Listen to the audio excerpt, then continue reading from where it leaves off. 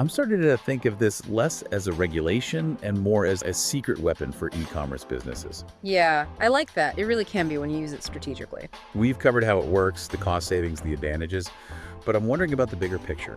What are the long-term effects of Section 321? How is it impacting global trade overall? That's where things get really fascinating. We're seeing these regional trade hubs popping up, with countries like Canada becoming key players in the flow of goods between the US and China. So instead of everything going through those traditional hubs, we're seeing a more decentralized network. Precisely. And that opens up a ton of new opportunities. Think about a company like MacMillan positioned right there in Canada. Right in the middle of it all. Exactly. They're perfectly situated to facilitate trade between these massive economies. It's like being at the crossroads of global commerce. Exactly. And the shift toward regionalization is fueling a lot of innovation in logistics. Oh, in what ways? Companies are investing in new technologies like that blockchain we talked about to make cross-border operations smoother and really maximize the benefits of programs like Section 321. So it's pushing the whole industry forward, making global supply chains more efficient. Absolutely. And ultimately, e-commerce businesses are the ones who reap the rewards. They have more options for sourcing and shipping, which means they can be more competitive and deliver products faster. It's a win-win for everyone.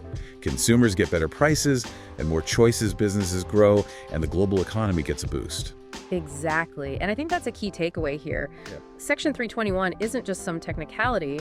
It's a force for positive change on a global scale. Yeah, it's powerful. It really is. It's Yeah. breaking down barriers, creating opportunities, and making the world a more interconnected and efficient place. I love that. A single regulation with such a huge impact. It's pretty amazing. It really is. It shows that even in a world that sometimes feels divided, there are forces working to bring us together and create a more prosperous future for everyone. I think our listeners are walking away not just understanding Section 321, but feeling hopeful about the future of global trade. I hope so. If there's one thing I want them to remember, it's this.